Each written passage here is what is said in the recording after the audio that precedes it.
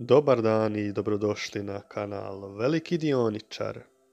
Da li ste se ikad zapitali kako izgleda portfolio jednog od najbogatijih ljudi na svijetu, Warrena Buffetta? Upravo je to tema današnjega videa, stoga se pretplatite na ovaj kanal i ostanite do kraja i uživajte u videu. Ovo izlaganje započinjemo sa jednim zanimljivim grafikonom. Upravo nam on pokazuje diverzifikaciju portfolija Warrena Buffetta. Možemo vidjeti da čak 51% njegovog portfolija čini IT sektor, zatim 26% financije, te posljednja četvrtina dosta jednako i pametno raspoređena. Trenutno najveći udio Warren Buffett ima u Apple-u, čak nešto više od 900 milijuna dionica, što čini brojku od 47,77% njegovog portfolija. Glavni razlog zašto je upravo Warren Buffett odlučio kupiti toliko dionica Apple-a je bila upravo vrlo povoljna cijena tih dionica. Tijekom 2016. godine cijena dionica je pala na ispod $90, što je činilo idealnu priliku za kupovinu ovako ozbiljnih i vrijednih dionica. U to vrijeme izlazi novi iPhone 8, što je podiglo cijenu dionica značajno, te je taman ostvaren dosta veliki profit u malom vremenskom periodu. Sam Warren Buffett je izjavio da smatra da mu je to jedna od boljih investicija za vrijeme njegovog trgovanja.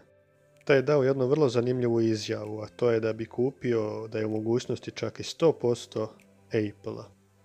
Ovdje upravo možemo vidjeti ko je najveći dioničar, odnosno vlasnik Apple korporacije. Kao što možemo vidjeti, jedna od rijetkih korporacija koja je ostvarila 1 trilijun američkih dolara na tržištu dionica. Ovdje možemo vidjeti individualne dioničare koji najviše posjeduju ovih dionica, što čine većinom i bivši ili trenutni CEO od Apple-a. Ovdje nam je zanimljiv podatak da upravo korporacija od Warrena Buffetta, Berkshire Hathaway, zauzima treće mjesto sa dosta velikim udjelom u dionicama Apple-a. Jedan od glavnih nedostataka dugoročnog ulaganja kod ljudi koji su, ajmo reći, zastarjeli je upravo to što ne prate modernizaciju i digitalizaciju suvremenog društva, a Warren Buffett nije jedan od takvih ljudi. Sada prelazimo na drugo mjesto. Drugo mjesto zauzima Bank of America Corporation, jedna vrlo velika američka banka koja trenutno se nalazi u padu. Kao što možemo vidjeti, zadnjih 5 godina ne posluje baš najbolje, ali svakako da isplaćuje vrlo veliku dividendu, što je i danas razlog za mnoge dioničare da upravo ulažu i kupuju ovu dionicu. Upravo Bank of America čini 10,63% portfolija Warrena Buffetta. Ovdje možemo vidjeti kretanje te dionice od velike krize izazvane Covidom ove godine. Postavlja se pitanje zašto je Warren Buffett toliko samouvjeren za kupovinu dionica ove korporacije. Kao što znamo kroz povijest, on je ostvario čak 3 velike kupovine ove dionice. Warren Buffett je uvijek bio veliki ljubitelj financijskog sektora, te upravo uz ovu korporaciju posjeduje još jednu banku, a to je Wells Fargo. Postoje dva glavna razloga zašto se upravo odlučio za Bank of America. Prvi je dosta jak kapital i sigurna dividenda. Bank of America ima ogromne količine novca u svojim trezorima, te imaju jako veliku količinu kapitala. A upravo dosta visoka dividenda koja se isplaćuje kvartalno čini vrlo povoljnu kupovinu ove dionice na dugoročne staze. Za razliku od mnogih današnjih dionica koje dosta osciliraju na tržištu, upravo Bank of America je, ajmo reći, jedna vrsta defenzivne dionice koja nam jamči redovitu dividendu i stalan prihod novaca. Također ovo predstavlja jednu vrstu konzervativnog ulaganja, te postoji mogućnost za još dosta napretka i ostvarivanja profita od strane ove korporacije. Prelazimo na treće mjesto, a to je upravo Coca-Cola, koja čini od čak nešto više od 8% portfolija Warrena Buffetta. Kao što i znamo, sam Warren Buffett je izjavio da dnevno popije čak više od 3 Coca-Cole. Kao što možemo vidjeti, u prošlom desetljeću Coca-Cola korporacija je ostvarila dosta veliki rast. a u zadnjih godinu dana možemo vidjeti da očekivano je pala u doba velike krize uzrokovane covidom, ali se uspjela oporaviti.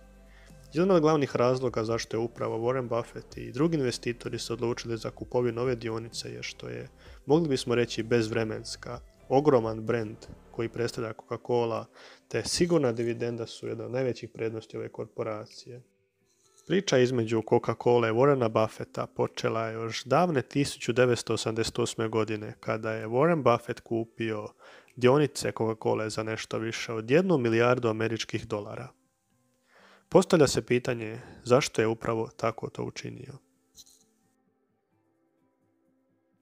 1987. godine dogodila se također jedna od većih kriza na tržištu dionica, te je upravo dionica Coca-Cola pala na dosta nisku cijenu, a upravo je ona imala odlične fundamente da bude dionica za dugoročna ulaganja, a to je predstavljeno jedan od glavnih razloga zašto se Warren Buffett odlučio za kupovinu ove dionice. To je upravo jedna od glavnih strategija Warrena Buffetta. Kupiti korporacije koje se prodaju po povoljnim niskim cijenama, te kasnije ih podići i ostvariti profit na njima. Upravo je najbolji primjer za to American Express. Korporacija koja je mnogo godina bila spašavana i uzdizana od strane Warrena Buffetta. Ovdje možemo vidjeti poslovanje, odnosno cijenu dionica u proteklih par mjeseci. Očekivan pad za vrijeme covida. Zatim nam slijedi još jedna korporacija koja je na 5. mjestu portfolija Warrena Buffetta.